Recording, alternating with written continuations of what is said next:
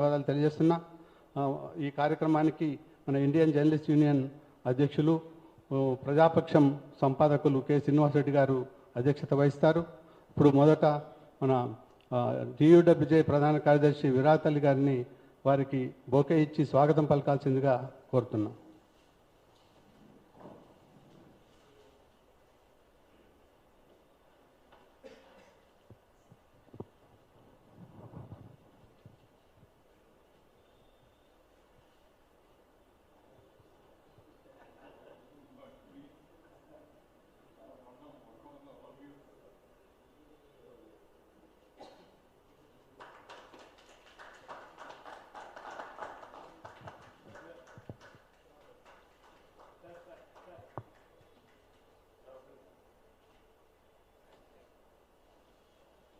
Now I request Comrade Srinivas Reddy Garu to conduct the program.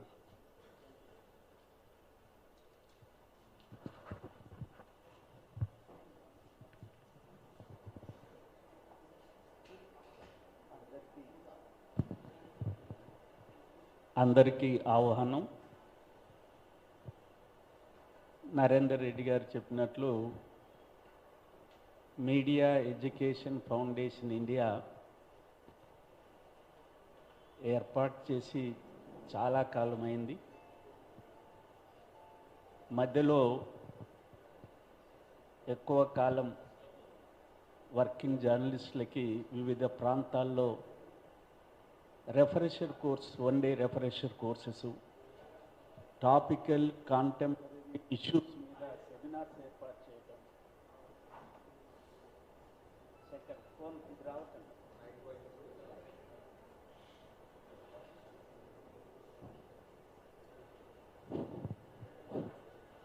Okay, right, ఏర్పాటు చేయటం జరిగింది.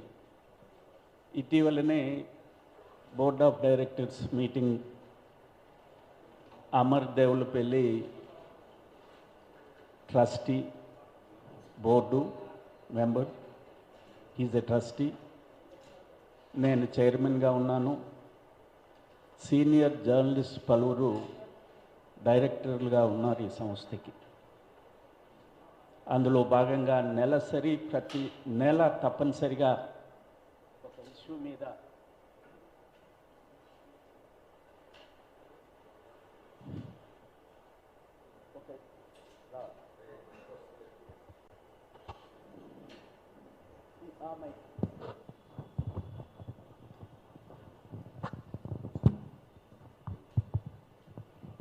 ఒక issue మీద కార్యక్రమాన్ని నిర్వహించాలని నిర్ణయించిన క్రమంలో ఇవాళ కేరళ స్టోరీ మీద సీనియర్ జర్నలిస్టు వికే చర్యని ఆహ్వానించటం జరిగింది. మిత్రుడు చెప్పినట్లు ఒక కాంట్రవర్షియల్ ఇష్యూ బికాజ్ కేరళ రాష్ట్రానికి చెందిన వివిధ ప్రాంతాలకు చెందిన 3 యువతుల్ని ఇందులో, వివిధ ప్రాంతాలకు చెందిన కేరళ ప్రాంతానికి చెందిన 3 యువతుల్ని ఇందులో మెయిన్ స్టోరీగా చూపించారు. అందులో శాలిని అనే అమ్మాయి, హిందూ అమ్మాయి, యంగ్ లేడీని అబ్డక్ట్ చేసి ఇస్లామికి మతాన్ని మార్చి ఫోర్సబుల్గా ఐఎస్ఐలో చేర్చి టెర్రరిస్ట్గా రూపొందించి ఇరాన్, సిరియాకు పంపించారని చెప్పి నేపథ్యం.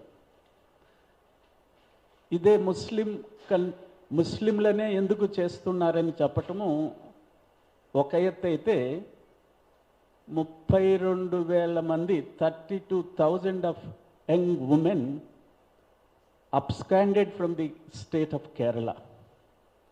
32,000 మంది అబ్స్కాండ్ అయిపోయారనేది చాలా పెద్ద ప్రచారం కల్పించి, ఇంతటి ఘోరం జరుగుతున్న ఆ రాష్ట్రంలో ఏం జరుగుతుంది అని చెప్పటమే ప్రధానమైన అంశంగా కనిపించింది. ఇది వద్దు అని కేరళ ప్రభుత్వం మతతత్వాన్ని రెచ్చగొడుతుంది, అని కేరళ ప్రభుత్వం భావిస్తే దాన్ని బ్యాన్ చేయాలంటే కోర్టు చెప్పింది సెన్సార్ బోర్డు దగ్గరికి వెళ్ళిరండి అని చెప్పింది. ఆ తర్వాత Tamil Nadu government exhibitors refuse to play the cinema in there theatres. Law and order వస్తుంది కాబట్టి మేము ఇది చేశామని చెప్పారు. బెంగాల్ గవర్నమెంటు సుప్రీంకోర్టుకు వెళ్ళింది, it will create a law and order problem అని చెప్పి. అప్పుడు ప్రొడ్యూసర్స్ని అడిగారు, ఏమిటి ఈ కథ? నెంబర్ 1. నెంబర్ 2, ఇది యాక్చువల్గా జరిగిందా లేక మామూలుగా ఒక ఫిక్షన్ మాదిరిగా తీశారా? వాస్తవాలు ఏమున్నాయి మీ దగ్గర అని అడిగితే ultimately they said it's a fiction, not reality. వాస్తవం కాదు. 32,000 మంది యువతులు కేరళ రాష్ట్రం నుంచి తప్పించుకుపోయారు, అబ్డక్ట్ అయ్యారు అని చెప్పారే, దానికి ఆధారం ఏమన్నా ఉందా అని అడిగారు. ఆధారం ఏమీ లేదని చెప్పారు. దెన్ ఆ పిటిషన్ మీద సుప్రీంకోర్టు ఏం చెప్పిందంటే, producers submission and clarified that we will play in the cinema, it's a disclaimer, fictionalized account of events we have produced, it's a fiction with no authentic data back. The 32,000 women have missed just for fiction. కేరళలో చూపించటానికి ముందే చెప్పకపోవటానికి కారణం ఇది political ఆస్పెక్ట్లో ఉంది అన్న భావన అందరిలో. నిజానికి మరి దేశంలో యువతులు అబ్డక్ట్ కావటం లేదా అంటే అవుతున్నారు. మన భారతదేశంలో నేషనల్ క్రైమ్ రిపోర్టింగ్ బ్యూరో లెక్కల ప్రకారంగా, వారి దగ్గర ఉన్న తాజా లెక్కలు ప్రకారంగా సంవత్సరానికి దాదాపు 50 లక్షల మిస్సింగ్ కేసెస్ వస్తున్నాయి. అందులో మోర్ దెన్ 2/3 మహిళల మిస్సింగ్, చిల్డ్రన్ మిస్సింగ్ ఉన్నాయి. ఆ రకంగా చూసినా ది ఫస్ట్ స్టేట్ అబ్డక్షన్లో, ఉమెన్ అబ్డక్షన్లో ఫస్ట్ స్టేట్ ఈజ్ మహారాష్ట్ర. 3,46,000 మంది అబ్డక్ట్ అయ్యారు. రెండవ స్టేటు బెంగాల్, వెస్ట్ బెంగాల్, 2,62,000 మంది అబ్డక్ట్ అయ్యారు. మూడవ స్టేటు మధ్యప్రదేశ్, 1,00,000 చిల్లర. The state of Kerala is almost it will come 10, 11, 12 స్టేజ్లో ఉంటుంది. తర్వాత వాళ్ళని గుర్తింపు చేసి మళ్ళీ తీసుకురావటంలో, ఎక్కడికి వెళ్ళారు అని ఇన్వెస్టిగేషన్స్ చేసి పట్టుకురావటంలో నేషనల్ యావరేజ్ ఈజ్ 50%. 50% మందినే ట్రేస్ చేయగలుగుతున్నారు. But Kerala rate is 86%. Tracing the women, children, missing people, 86%. Whereas Punjab is 16%. Delhi metropolitan city ga chuskunte the highest abductions. Every 100 people have been abducted, women particularly. Trace of abduction 4%. అందువల్ల ఇది నిజానికి ఆ cinema చూస్తే చాలామంది ఇక్కడ చూసే అవకాశం దొరకలేదు. నెట్ఫ్లిక్స్లో ఇవాళ నుంచి పెడతారేమో. మిత్రులు చెప్పింది, ఆ సన్నివేశాలు చూస్తే చాలా భయంకరంగా ఉంటాయి. రేపు, మర్డరు, వీటికి సంబంధించిన సన్నివేశాలు చాలా ఇదిగా ఉంటాయి. ఇది మనసులను గాయపరిచే రకంగా ఉంటుంది అన్న భావాలు చాలా వచ్చాయి. ఇక రెండవది, మరి వీఆర్ జర్నలిస్ట్, భావ ప్రకటన స్వేచ్ఛ ఉండాలా ఉండకూడదా? Yes, we are for freedom of expression. అది లా అండ్ ఆర్డర్గా వస్తే ఎక్కడైనా ఏదైనా చేసుకోవచ్చు, కానీ బ్యాన్ అనేది ఎనీ ఆర్గనైజేషన్ మంచిది కాదు. ఫ్రీడమ్ ఆఫ్ ఎక్స్ప్రెషన్ ఇవాళ ఇట్లాగా వచ్చింది కాబట్టి we're discussing what is what is truth, what is false. అందువల్ల వీటన్నింటికి యోచించటానికి ఈ పూర్వరంగంలోనే మీడియా ఎడ్యుకేషన్ ఫౌండేషన్ ఈ చర్చతో కార్యక్రమాన్ని ప్రారంభిస్తుంది. భావాలు ఏవైనా కావచ్చు. వాట్ ఈజ్ ట్రూత్, వాస్తవం. నేను అవాస్తవం ఇవాళ సినిమాలలో రేప్ అండ్ రిలీజనేగా డబ్బులు చేసుకోవటానికి. ఇంకో అమ్మాయి, అందమైన అమ్మాయిని పెడితే డబ్బులు బాగా వస్తాయి. ఈ రకమైనటువంటి సిచ్యువేషన్లో ఏమిటి ఆలోచన పరులు, దోస్ వారు సొసైటీ ఏమిటి అన్న భావాలు చర్చించుకోవటానికి అవకాశం కలిగిస్తుందని భావించాం. Again on behalf of the Media Education Foundation, I hearty welcome to Mr. Cherian. I would like to start your expression and speech. Thank you. I've made a PowerPoint presentation so that I'll also be not rambling, but to the point. And my coming here makes some little more addition to the facts already available. That's my aim in making this thing. Yeah.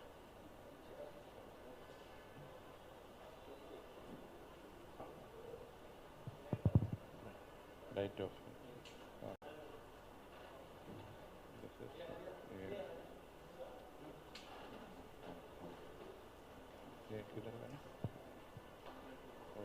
You have to on it. On करना. नहीं है ना? नहीं.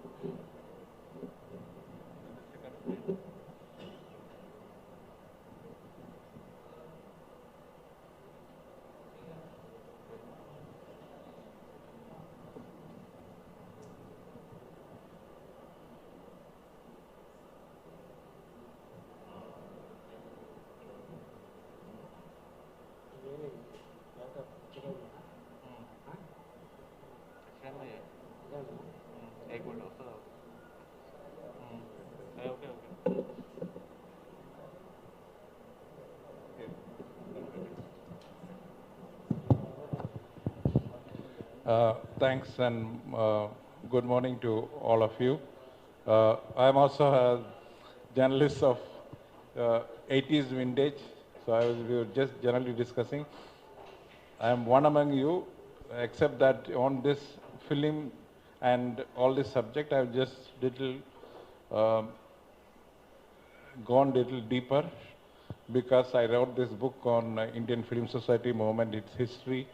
I was asked to revise it by a new publisher this year. I just finished it. Then this Kerala story happened. And so I am going to delve into why such Kerala stories are happening, not just analyze the film as our senior colleagues have explained about it. So I will say that there is a general trend of emergence of propaganda films in India now, very clear propaganda films. That's what Kerala story indicates. Kashmir story, Kashmir file, if somebody thought was aberration, with Kerala story and the coming Delhi files, which is Vivek Agnihotri is supposed to be making on Delhi riots, you know, this propaganda film series is going to happen, that too before the elections.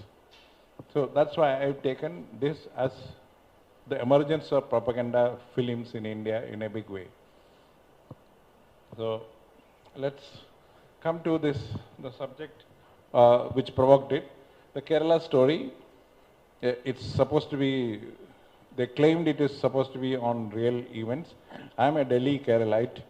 All I can say is that every family, every second family in Kerala has somebody working in the Gulf. Some people go to, you know, madrasas, some people go to church, some people go to temple. I don't think it makes a difference there. And Keralites, all the three, you know, to understand Kerala story, you must understand the population pattern of Kerala. It's 45% minorities, which is Muslims and Christians together. Of course, the Muslims dominate with about 24%.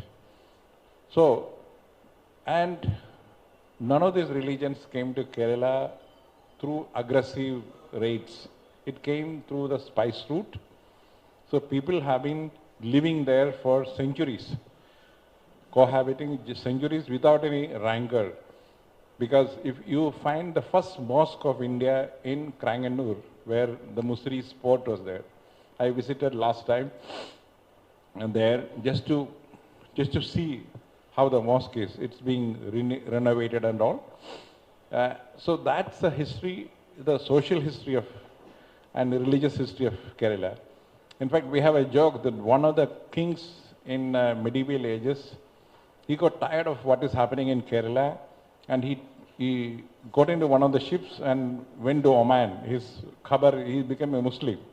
Because we keep joking, he is the first Gulf Wala from Kerala. Our own king, you know, is King Cheraman Perumal. So that's the kind of thing, link Kerala has with Gulf. I'm sure the Hyderabadis will understand that because you have the link with Turkey, I'm told, because of the Nizam rule. So the same way. So there is no rancor, nothing. As far as the local population is concerned. Of course, there is a build-up, which is naturally, we are seeing it. And in Kerala, girls being lured and all. Let me come to one point which I was involved. I asked, when this love jihad build-up was going on, I asked a friend of mine from Kerala, an MP, to ask a direct question about love jihad in Kerala sometime back. I think before COVID it happened. There was a reply from Home Ministry saying that love jihad as a concept doesn't exist as far as official records are concerned. There's no such case in Kerala, and it's a build-up, they've clearly said. So that's the background to it. When you say lured and taken away and become Muslims and all, of course, you know, the present generation and the thing doesn't bother about religion or caste when it comes to marriage. I myself is married to, I was born in a Christian family, I'm not a practicing Christian. I was married to a Hindu. My kids, I don't know what is their religion even today. They are in their 30s. So that's my background. And I never converted anybody into Christianity or my own religion. So I'm an irreligious person. I'm not I'll say agnostic, not anti-God and everything. If everybody has the freedom to believe in God, and I think they must be there. So that's about my own religious aspect of it. So the fact that this film, when it went to the court and court questioned it, the 32,000 came to 3. That itself shows it is is what the film critic says. It's a lengthy WhatsApp forward. All my friends, in fact, friends like Saibal Chatterjee debunked the film. He said it's without common sense, without what Naved Lapid, the International Film Festival jury chairman, said about Kashmir Files, the same thing being said about this film, Kerala film, by the film critics. The new word is lengthy WhatsApp, a film as a lengthy WhatsApp forward. That's what they all, most of them wrote. So I leave that to this. But how did it become an issue, or we all notice it? It's because certain governments ruled by BJP, certain, in the states like Madhya Pradesh and UP, they give entertainment tax free to promote it. Then we never expected Prime Minister to take note of a film in the election campaign. He did that, but everybody was surprised. I asked, when it was announced, I asked many people in Kerala. They said, look, we don't bother about it. In fact, I asked our friends in CM's office. I said, look, this is coming, you must do something. He said, look, nobody is going to see it in Kerala, so why should we bother? If somebody else is seeing, let them see it. That's the attitude there. Because it doesn't affect Kerala in any which way. So why should Keralites bother about it? That was their argument. I think it's a good argument. But the only thing I kept saying is that, why should anybody take a state's name for it? Because tomorrow somebody comes and say something bad happened here and it's a Telangana story. You're defaming a state which no filmmaker, no creative person has a role. You can make any other name. That is the only thing. But then if you go to court with it, it has its own issues. So they said, why give unnecessary publicity to these fellows? So that is why they didn't do, Kerala government didn't do anything about this film. They just ignored it. And I think in Kerala, most of the people also ignored it. The Tamil Nadu, it become, the theatre and other people, they themselves said that we don't want such films here. But it's, in a way, Supreme Court did the right thing. Yes, there is freedom of expression in this country so far, and we must go by that. So, but at the end of it, what does it indicate? It indicates that there is a new genre of film coming in India and is getting established. It's a propaganda films. And propaganda films is as a separate genre was noticed from time immemorial. The film is, the Lumiere brothers discovered the technology and the film in 1895. 98 onwards, I'll come to little history of propaganda films. Before that, why these propaganda films are being promoted by central government, you must know that. There is a drastic change in film policies in the government of India, which very few people have noticed. We had a Nehruvian policy which was running till 2014, very clearly Nehruvian policy in films. In fact, my book on Film Society movement is all about that. Nehru and Mrs. Gandhi created institutions to promote films and professionalize it, with institutions like Film Institute to National Film Development Corporation to Children's Film Society, which was based in Hyderabad, so all of it together. So that's what government is actively involved in promoting films of a good genre, not commercial films. And in fact, Indian New Wave films, which made India a big figure in the world of films, was thanks to this active support of the government. They made social issues to the fore. You have Shambanigal talking about the countryside, Satyajit Ray, lot many filmmakers from Hyderabad, Chennai, Kerala, Kannada, all of them, it was in 70s to, I'll say 90s, such films dominated the national awards and international awards and everything. But 2014 onwards, after the BJP government took over the center, I'm not being political, it's a fact, it's a policy which they are changing. They changed totally. They looked at films as a different thing.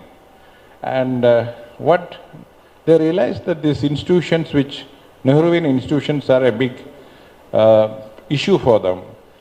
So what they did is, last 2 years, the merger was going on. Institutions including National Film Archive was merged with NFDC, which is a corporation, which was a loss-making corporation.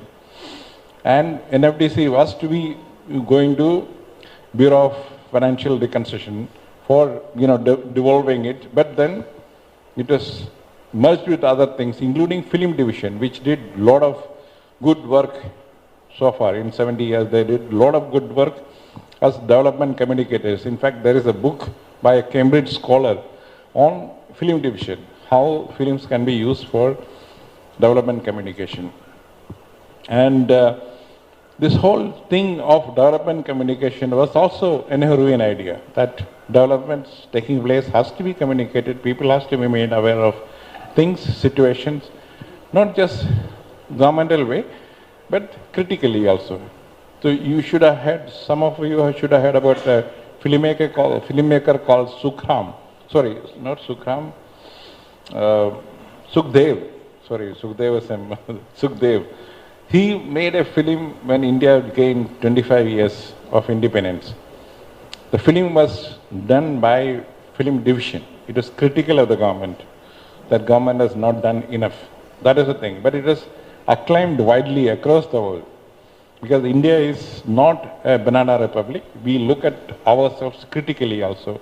So that is the message. That is the history of some of the institutions which Nehru created. And all of it is now a governmental arm under a corporation, and which gets annual grant from the government for its sustenance. So you can imagine what is happening there. And now comes the propaganda films. And most of it, all these crass propaganda films are the Sangha Parivar philosophy being pushed into the mainstream of filmmaking and the mainstream society, and we are all discussing it.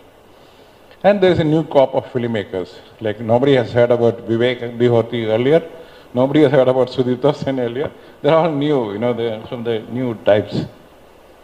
And let's go to the history of the propaganda films. It's an interesting genre of films. In fact, this started with Boer War in South Africa. British started doing it because they realized the film had a lot of mass following. I'm in Hyderabad, which has Davoji Film City. I don't need to talk about influence of films. So films had a lot of influence because the new medium, technology, tech-savvy medium. So they made this for any war. If you see First World War and Second World War, there are a lot of propaganda films has come up. And both for political and military interests. And they wanted creating consent and rejection of real or imagined enemy, because that's a way to brainwash people easily. And a forceful voice for independent critics, positively a forceful voice for independent critics of contemporary events. And going that, it's 3 years after the film as a medium came, this genre also happened. People began to use films. But the Romanian independent, that first film was also, altering history, by the leftists. Both, it's very curious, both the rightists and leftists both used film as a medium for their own propagandas. For Birth of a Nation in USA, this is one of the most racial movies, but it is there as, it clearly says the white, the white propaganda about black women as rapists and criminals and all. That is what it was enhancing. Of course, the First World War propaganda was there, but by then, First World War, the Soviet Union happened. And I'm sure most of you have heard about the film called Battleship Potemkin of Sergei Eisenstein, which was one of the best propaganda films of the Soviet era. And also it was one of the beautifully made film which introduced new editing techniques and new storytelling techniques in that film. Then the Nazi filmmakers began to come in. This Homecoming, it was about Germans settled in Poland and Czechoslovakia, essentially saying that they are in bad shape, and Germany needs to intervene. Second World War is supposed to be the golden age of propaganda films. So of course Hitler was topmost in it, and of course it started with the hate films on Jews. Then, as you say that the Jews were like bad people, barbarians for the fascists or Nazi people. And this lady, Leni Riefenstahl, I was really surprised. She died in 2001 at the age of 2003 at the age of 101. So she was alive, and she is the master filmmaker of propaganda film. When I've seen it in Max Muller-Baumann in 80s, the Germans still show it as an example of how good propaganda works, because she created that filmy thing, build up about Nazi politics and Nazi party. And of course she claimed that she didn't know that the concentration camp exists later after the war, and she was not put on trial because she was a professional doing a job. Of course, the World War, it's not only fascists. Americans also was doing their bit in films. And most films have put all the Soviet films on YouTube. You can see it free. There's a huge lot of films from Second World War onwards. The Ballad of Soldier, Cranes Are Flying, beautifully made. And it's again anti-fascist films, one can say. It's available on YouTube. Anybody can go there and see it. The British and India, the Second World War, so British showing the newsreels in India about updating. There's no television, newspapers were with few. So all the cities, I think newsreels were shown about the progress of the war. And of course, if you know film history, that propaganda period also produced the greatest of films called Great Dictator of Charlie Chaplin, which was against war, against fascism.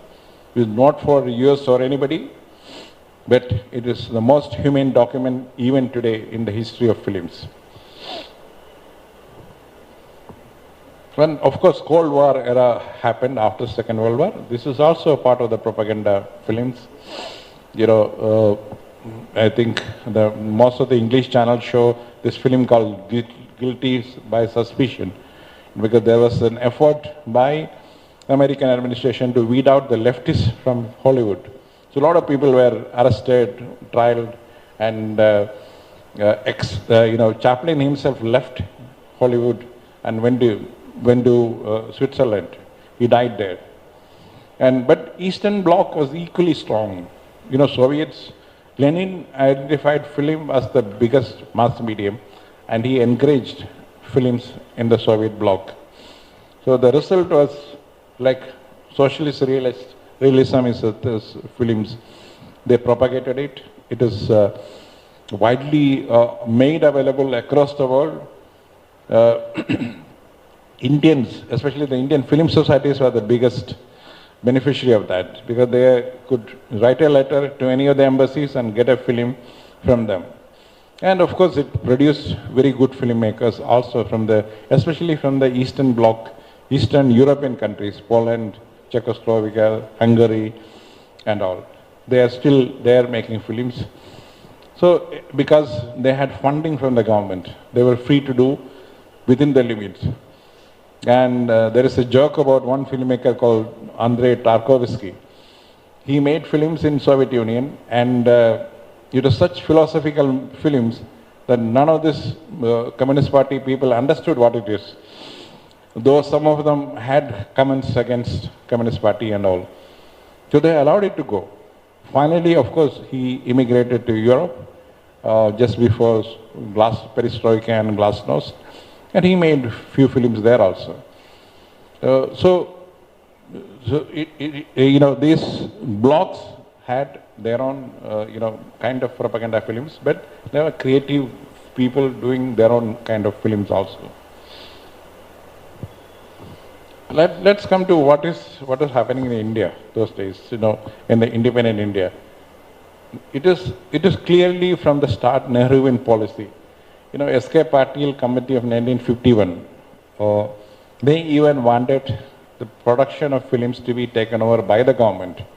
I'm told there was a bill introduced in Rajya Sabha, but with lot of protests, it was withdrawn by Nehru. But Nehru is somebody who believed in persuasion and implanting new ideas. So he had a big film seminar in 1955 in Delhi, and he laid down the rules. I said, look, melodrama is fine, commercialism is fine, but you need to implant certain good values in people. You must use people, and you must use good novels, literature, poems, creative artists into the films.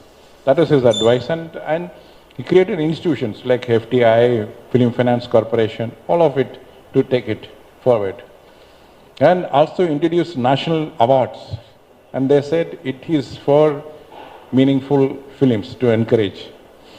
And International Film Festival was flagged down in 1952. It was the first International Film Festival in Asia those days. So there is a big effort by the government to promote good films. And the result was by end of 60s, you had new wave films, making waves across India, across the world, getting recognitions not only for Satyajit Ray, for others also in international film festivals. And a group of professionals from FTI. You have the best of cameramen, the best of technicians. Most of them are, if you say, they were FTI educated people, whether it is in South or in Hindi or any regional languages. But of course, Government of India has its own propaganda machinery. It is essentially driven by Film Division Films. I remember as a college boy seeing, before any film, you had the 10-minute, documentary, which is a must, and newsreels. So, and we all used to, make fun of it, So that is there, but that is also a deliberate attempt by the Nehruvian policies to educate people. Whether we like it or not, it runs through us. And then the SITE experiment, the first satellite television experiment in 70s during emergency, that's also for education. It is using films as education tool for education. That therein says propaganda, using films as an education tool. In fact, family planning, in fact, for films of family planning, I was told the British documentary expert is the doyen of British documentary in 40s and 50s. John Grierson was invited to India and asked to look at what we are doing and create and make suggestions. So that's the kind of effort they did. Of course, there was a lady called Mary Sutton from British Film Institute coming to India from 1955 onwards. And she's behind many of these institutions and many of these things happening. See, the documentary, otherwise, in India, now grew to win an Oscar this year. Just realize that, there's a lot of effort happening in the government, But there is also people getting excited about this genre of films. So that's how a documentary gets into Oscar. It is not, it doesn't happen all of a sudden. There is a background to all of it. Of course, Satyajit Ray and others, they were working parallel in the other side. And the whole effort was to make an Indian idiom in world films, which, earlier was like a song and dance kind of thing, what you call Bollywood. Apart from that, there was a lot of political ideological films, mostly by the left, from Abbas, Datika Lal, 42, to now. There are a lot of left filmmakers who talked about, but basically they were talking about poverty and social issues and others. Benigal films in the beginning are the ones, Angur and all, nobody can, ignore them. So is Medigal did a film on Amul called Manthan. It was produced by the Amul cooperatives. And also the Dravida Kazhagam movement, Karunanidhi, MGR, Jayalalitha, of course, Andhra had its own NTR coming into films. But he came into films in a later stage, in a different, this thing, Chiranjeevi, he became a Mandri. And Hindi films, very few people got into films. Sanjay Dutt was somebody who was practicing professional and, he won elections and came in. Films as a medium was seen as a liberal space because and communication person for 43 years. This is my input from speaking to many of them. Like the Sangha Parivar people feels that this is a den of liberals and leftists, the film field, because they discount the fact that you need to keep this space open. You need to get maximum people to the theaters, then only you will recoup the money. And they didn't have any place so far. They're kind of people. They went out 2014 onwards, they have been trying to put people. The censor chief in the initial first day, he was a disaster. Even they couldn't take his kind of attitude. So, and encouraging people like Anupam Kher. Suddenly you find Anupam Kher is there everywhere. Priyadarshan is there in all the committees. So they began to push their own people into the whole thing, which of course Congress, I'll say, they could have done some, but it is not blatant. They didn't want their people as affiliated to them. They took a lot of liberal people to the committees and, making, of course, their own people there, they were there. It is not denying the fact that Congress was all, or Nehruvian policies, implementation was all 100% correct. No.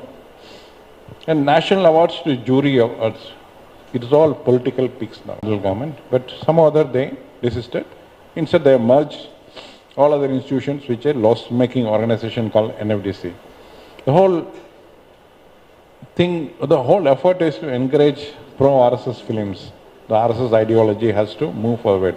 It's essentially all very strong political ideologies did it, whether it is communist or fascist now or RSS people.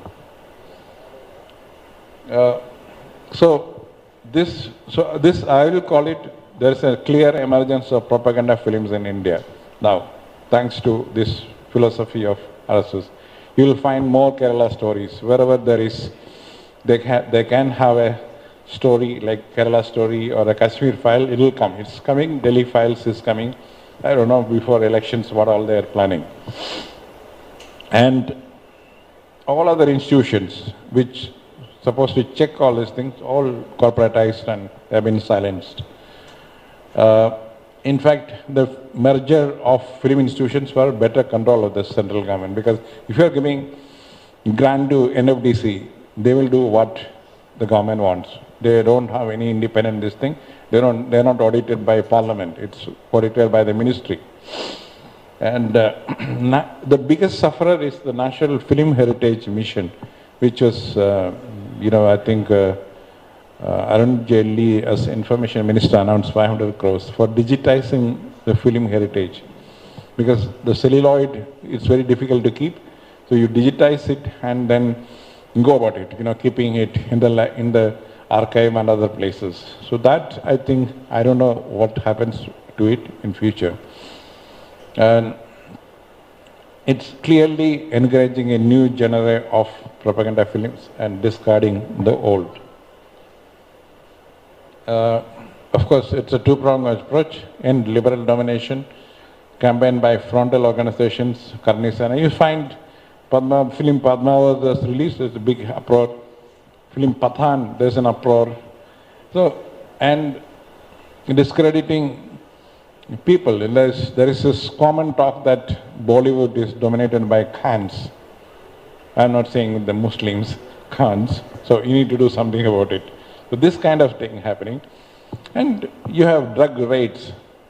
Everybody thought that will become a routine thing, but thanks to what happened in Shah Rukh Khan's son's case, the officer himself is in CBI net now. So that's the kind of thing. And of course encouraging, and you find the chairman, the policy decision people from censor board is President Joshi. He's sitting there, he's advising them, he's an industry man. He's more, I think, amiable. He knows how to handle people, so you don't find big news like the earlier one. And FTI chairman was, low level, small film wala actor, who his only claim was he acted in Ramayana series. And there's a big uproar about it. And National Award jury, the same thing. Bipul Shah was the thing. If you, it's everything is online these days. If you look up the national jury, what was before 2014 and what is after, you'll know the kind of people who are jury members. It's hardly anybody connected with films. It's all, now that film Directorate of Film Festival is with NFDC, for the national awards, the ministry has constituted a separate group in the ministry. My book, Malayalam book is, I went to give there, so I know what happened.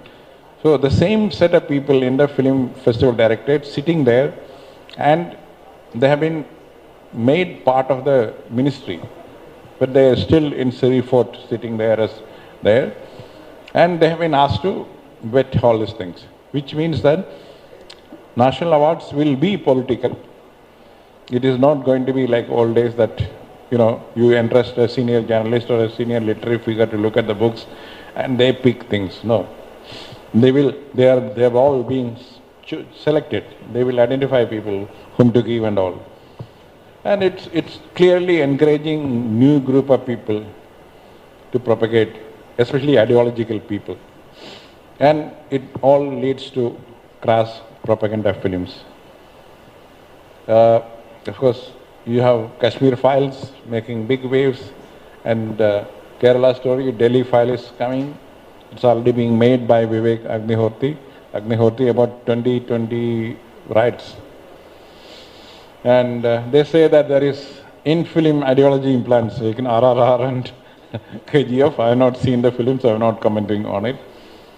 And the biggest encouragement to any filmmaker is the entertainment tax waiver, which is happening for such films. And of course, you will find Kashmir Files getting an award, for sure. so there's no going back. The new crop of filmmakers are coming in. Impact of all these things, Kerala Story, Kashmir Story and everything, the loss of credibility of Indian film sector at first. And you heard the IFI, the Film Festival Chairman's comments about Kashmir. How can a major film, film festival, international film festival like India do this? That is the question. They so far rated Indian film festivals and its awards as a big thing. From now onwards, it won't be treated. That's what he was trying to tell us. If you put films like Kashmir Files in the competition, or even show there, which means that you are getting into a different space altogether, not in the creative space. Oscar, everybody knows it's more an industry act than creative this thing. So Oscar will continue because they want Indians to be there, up and running. Films, generally they say, is basically films reach out to people, various sections, to try to portray those things. Films, especially the feature films, if you look across the globe, that's the thing. And it is not meant to be, whenever people have tried to use it as a divisive thing, it didn't sustain for long. That's the history of the film field itself. So what happens is that most of these films, if you have divisive film, it is a mediocre. People who want to peddle their own kind of ideology, people who doesn't have open mind, people who doesn't believe in freedom of speech, they will all come in. In fact, the biggest giveaway from this filmmaker, Sudhita Sen on Kerala story, is that he thoroughly said in an interview that I never thought that there will be so much opposition to this film, this idea. I was really stunned. Here is a filmmaker, he's in the public, he thinks that you can get away with anything, which is absolutely ridiculous, because, which means that the man, the level of the man. Even as journalists, when we write a story, we try to balance it. We will think about the other side. What will be the impact? Even the political stories and any other story. We try to balance it. In creative space also, they do that. Okay, this villain is doing that. What can be the other response? It can be just that villain is always right or the hero is always right. There has to be a response. That's a human nature. People respond to things. That's how great art or even great news stories are made. When it gets balanced, everybody says, oh, it's a balanced story. Good, good. So that is getting lost in the whole process. Yeah, then we come back to Kerala story. Okay, the impact wise. It is going to be competitive propaganda. Aam Aadmi Party people have already said they have earmarked 200 crores in Punjab. Because Delhi, they can't do much because of the central control. They are going to come out with their own kind of films. We don't know what is in store for us. Biopics. See, biopics were a genre for great people. Whether it is Rajshekar Reddy or Ambedkar or, the people who have made some impact on the society. Now we don't know. There's going to be Veer Sarvakar, there's going to be Hedgewar, all kinds of things are going to happen. And I don't know whether opposition, like Telangana government is planning or AP government is planning. So it's like a political cesspool, the film as a medium is going to be. Because film so far has been entertainment medium, which everybody goes there. Depending on your taste, you can go to a film theater, you can see in OTT and be happy. There are all kinds of variety of stories. That will be the casualty. And Bollywood had emerged as, if you notice what Nehruvian policy actually did is all other films, even in Europe, has been taken over by Hollywood films. In the usual theaters, if you go to any of the Asian countries, most of it is Hollywood films dubbed in their local languages. There's hardly any few, their own ethnic films. India is the only exception because when India got freedom, I'm told majority of the urban theaters were showing 80% English films. Today, it's across India, it's 90% ethnic language films. That's the beauty of the Nehruvian policy. Because we encourage, as a country, we encouraged an Indian idiom in films. We have a strong Telugu film industry, we have a strong Tamil film industry, we have a strong Kannada film industry, we have a strong Hindi film industry. We have even strong Manipuri language, films, which one of it was shown in Cannes this year when it was restored. So that's the kind of thing which we had. That is recognized by the world because in numbers, I'm told India is bigger than Hollywood except in earnings, because they still have the world market. We have only NRI market and our market. And I was really surprised when I heard that these three idiots, or this PK movie was big hit in China. The huge hit. They made more money in China than in India. So, which means that our films are touching the world in a way, with our subjects, which are kind of presentation, everything. So this trend continues, that is going to be, I don't know, the future of that, because that needs again an open space for that. Open space and its encouragement. And of course, creative film making, you see the awards. Bahubali must be given the best entertainment award, not the best film award, because that's a differentiation we have to make. Yes, of course, it's the best entertaining film. It's a lot of new thing, everything. So there is a category for that. So, but the creativity, you don't give the best novel award to, the popular novel. It is something creatively different, new. So that is what, it's not happening now. If you look at over the, the last 9 years or so. So what will happen is that what that Israeli filmmaker said, that's the biggest certificate for Indian film industry. That from where we are at the top, Indian Goan Film Festival is as good as Cannes or Venice or anywhere. But are we going to be there next few years if this continues? That's a question we all have to ask. So, coming back to Kerala story, I'll say this is the latest in the propaganda film category. And Kashmir Files, man has announced Delhi Files. I'm sure it will happen before 2024, the end of the year they will release it. Again, counter propaganda. Aam Aadmi Party is again already planning some of this stuff.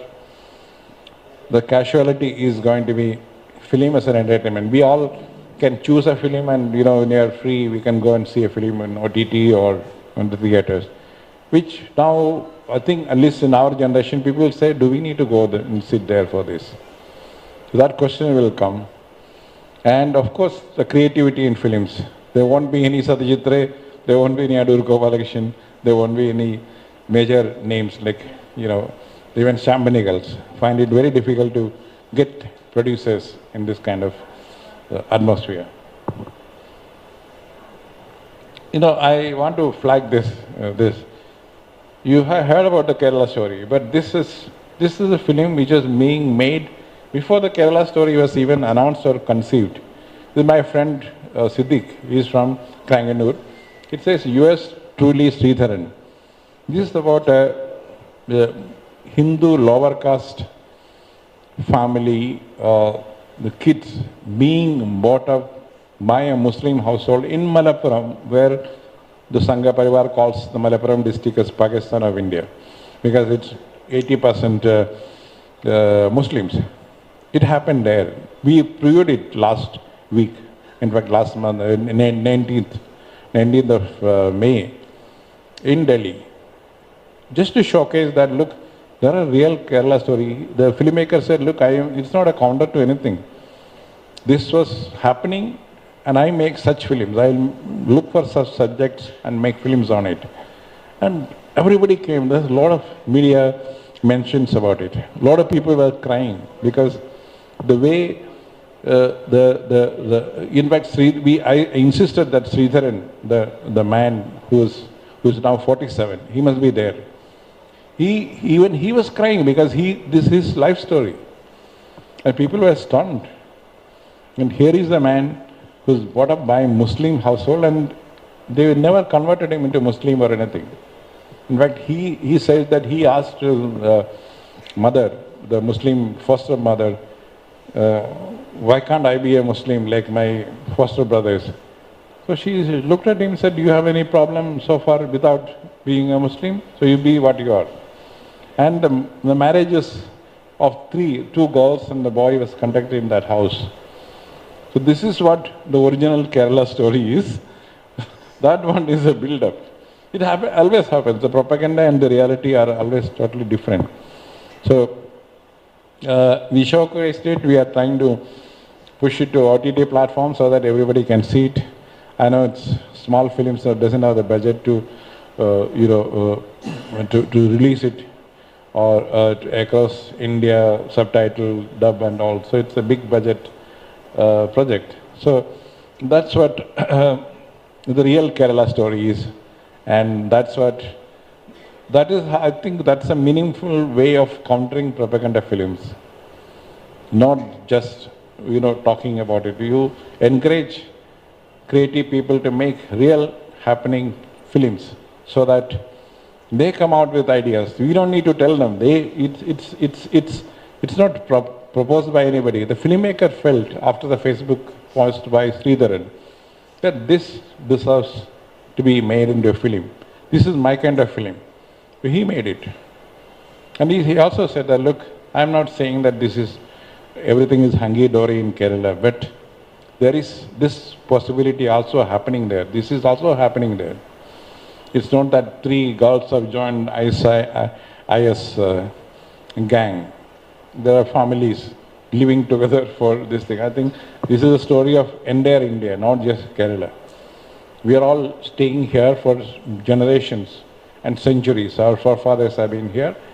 And there are religions and there's upheavals and everything. So do we need to be carried away by propaganda on one side of the propaganda, or do we need to be looking at what happened in the past? There are exceptions, both sides. Not just one side, both sides there are exceptions. But our effort is to look at, as journalists and media education people, look at both sides and come to conclusions. And also help people, our readers, our viewers, to arrive at the right conclusions, not the wrong conclusions. And as journalists, we might have our views, but we always try to balance it with the counter view prevailing, so that we are nearer to the truth than falsehood and propaganda. That's what we have, we were taught. I was discussing with Amarji that I was taught, my director in the IMC was Sharda Prasad in 1980. He was advisor to PM, but he was a Gandhian. He never told us to draw the Mrs. Gandhi line or something. In the class also, he will talk about everything else, no government, no politics, nothing. He was a Gandhian. So that's the generation which trained some of us, and I'm sure we'll carry forward that legacy. I just want to, I hope I can play this. This is the greatest of speeches of the greatest of propaganda films. Can I help this with this? I want to play this small 2 minutes video of Chaplin talking about propaganda and humanity. I hope I can play this.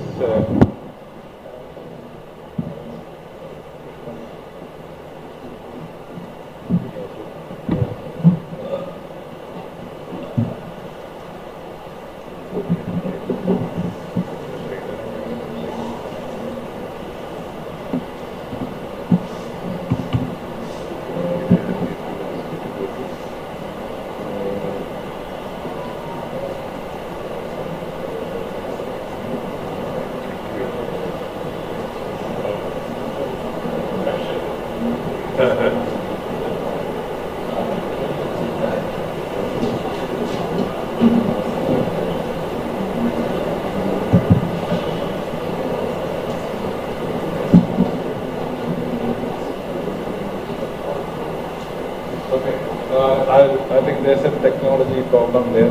Okay. So I leave it to questions and but I'm sure most of you have seen that speech of Chaplin.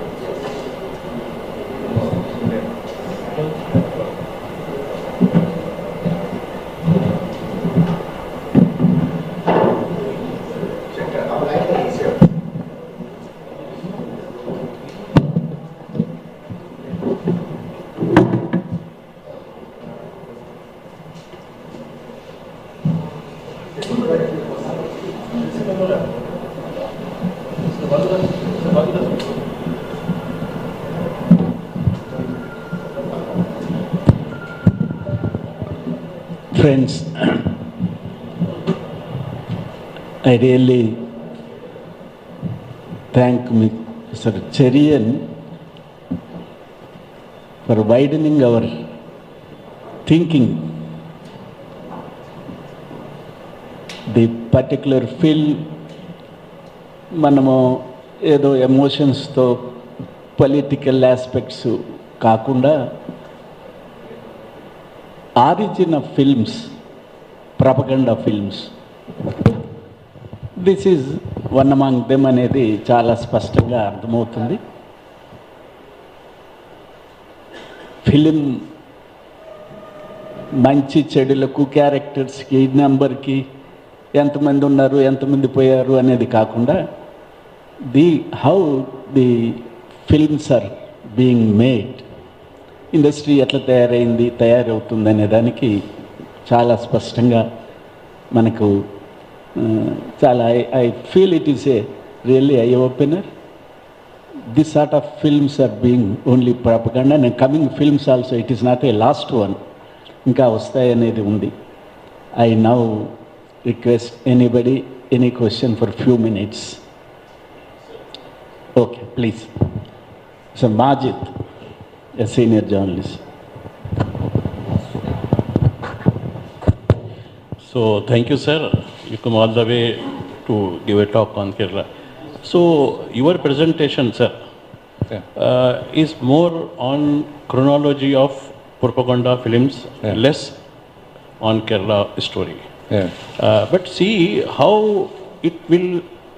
is affecting propaganda films in the society, how it is percolating the hatred, etc., and how to come back from this menace. Yeah, of course, I have putting the whole Kerala story in a perspective. I didn't want to, in fact, I posted in the Facebook and WhatsApp groups. One of my friend who was close to the deep state immediately told me that, look, don't get into problems by going to decide. I said, look, this is about the media. The film is a media. I'm not going to talk about the contents of Kerala story, because that's a political content. I think I'm addressing a media group.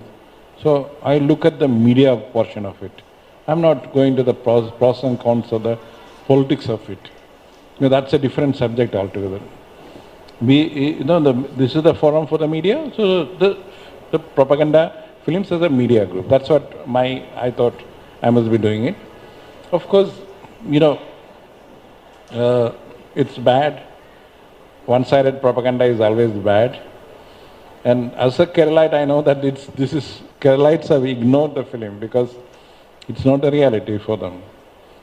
There is 32,000 girls joining ISI means that every village in Kerala should have one girl joining there.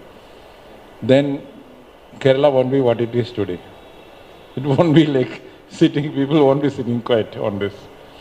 And so the combined decision there is that we don't want to comment on it. We don't want to comment opposite. If somebody is making money at the expense of something, let them do it. So that's the reality, ground reality. So how do we counter it? Countering an ideology is a different again.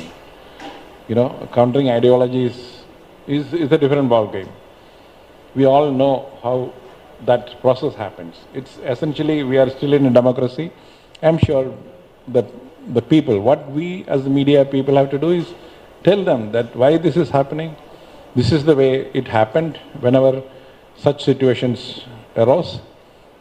And this is the way to go about it. When propaganda films of Nazi films or Soviet films were excellent, some of them were excellent, and professionally done. Where are they now? Whether it is Soviet Union or the Nazis, they are part of history. So that we just have to showcase this aspect of it. We don't need to say particularly this. I think the combined wisdom of people, humanity is much greater than what we you and I can imagine, I think. That's how I have friends, senior friends who has told me that when emergency was lifted, Mrs. Gandhi was defeated. One of them, who was a Gnostic, said, today onwards I believe in God, because I never thought emergency will end. We are post-emergency people sitting after so many years. So I will say that don't underestimate the combined intelligence of the human people, poor, rich, all of them. Leave it to them, show them this is what it is. They will decide. Nandiraj garu, you raised your hand. Leda? Backside, introduce yourself then.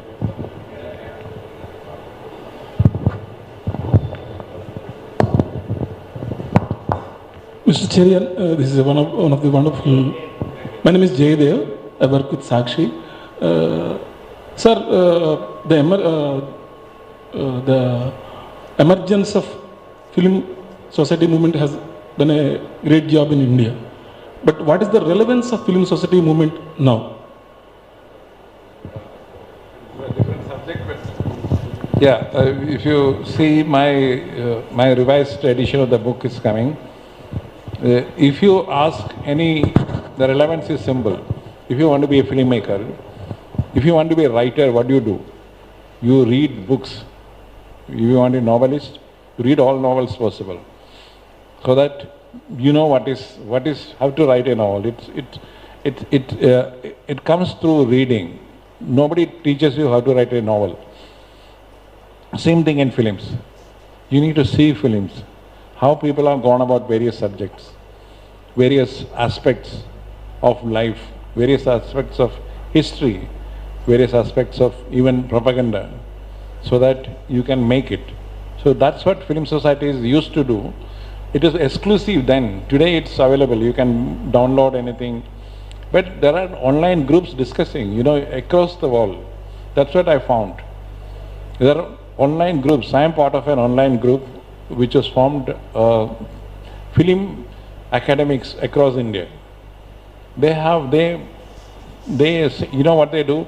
They send you a link of one of the films in a week, and on a Saturday evening from 9 till 11 we are all discussing it.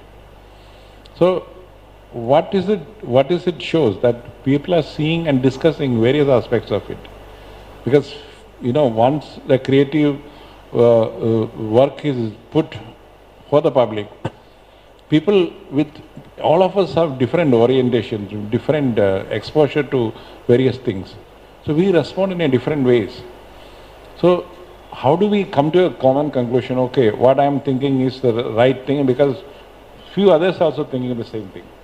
So that is what the discussions film societies used to do. So which means that what is a good film? Ultimately the question comes to that. With all these discussions emerges, okay, if you have all these things, this is a good film, which is still happening online, but not in the old conventional way. Thank you. Satyavati, senior journalist.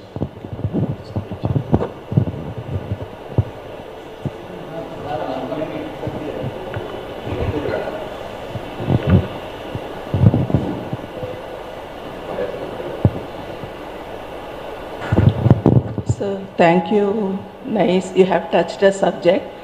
And like everybody else, I thought you will go more in detail into the Kerala story. But your talk is more at any point of time. Just like a journalism, any filmmaker makes a film, whatever the film, with absolute freedom. More freedom than any other this thing. So, as you said, I thought you will give some suggestions. How can we actually confront these this kind of propaganda films? But one solution that I think is that the film education among the people and the film society's movement has to be more strengthened. As you see, over the years, last 10 years, once upon a time, this film society's movement was very strong. More educated, film educated people we could see around. but now it is not there. So that is one thing, and as you said, I think we have to ignore people in a democracy. They will immediately ignore such kind of propaganda films. But I think governments should not, as you said, governments should not give awards or stop financing. That is one of the solutions. So this thing is, can we have some movement like in how they do in Iran? Iran, they're supposed to, the government finances the films. You see, in India, as long as some private people put in 200 crores, 1,000 crores, I think we can't say anything because it is a freedom of that filmmaker. Can we have some kind of this Iran kind of model here where the government doesn't have control of the films they make?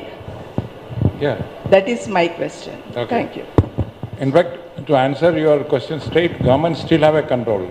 If Central Board of Film Certification wants to end the propaganda film category, they can do it today, also yesterday. You see, they don't give censorship. They just don't. They tell them as a look, this is one-sided story, go and shoot the other side and come back. Just that. In fact, you see, if you look at the history of Indian censorship in India, in 1918, during the British time, there was a committee by Tamil lawyer called Rangachariar. In fact, for the book, I had to go through all this documentation. So, he has recommended this film is he said the film field as of now is dominated by antisocial elements and black marketeers and, not so cultural people. So this has to be strictly regulated centrally. That's why even today, this film censor board is a central subject, not a state. They are not given it to state. Entertainment tax is state. Central censor board is central. Because it was seen as a crass commercial activity. He has written it very this thing in that report. That's why the British never encouraged Indian films also that way. So it is not that we don't need to have a Iranian kind of government. We need censor board to act sensibly. Just that. Democratically.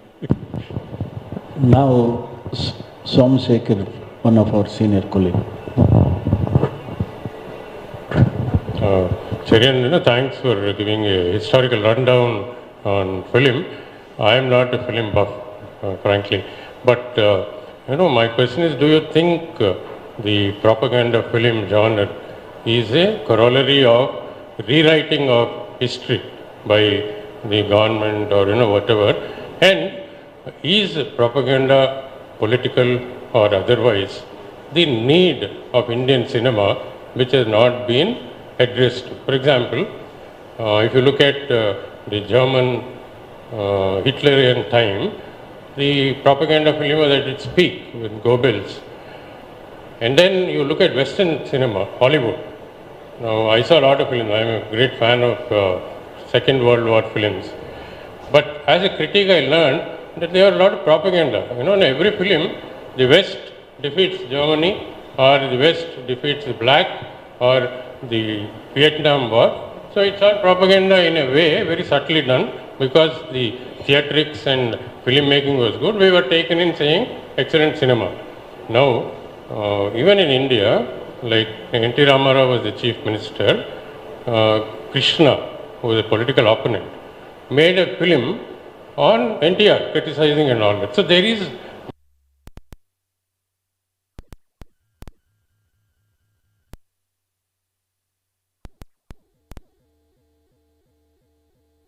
in this country for this cinema, and we will see a lot. And my last point is, if you have seen Ertugrul,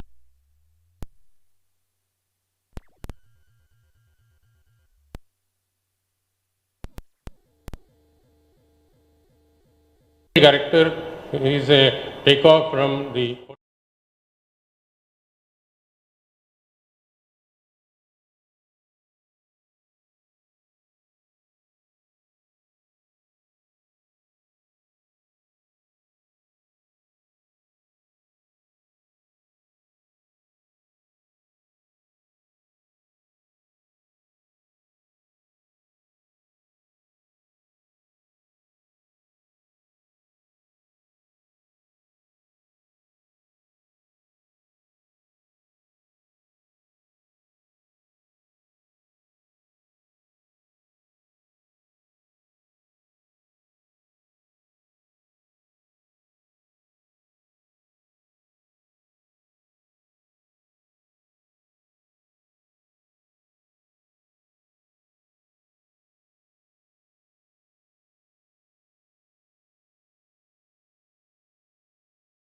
And as long as this, they are in power. Let's say tomorrow the power in Delhi changes, the whole thing will be different.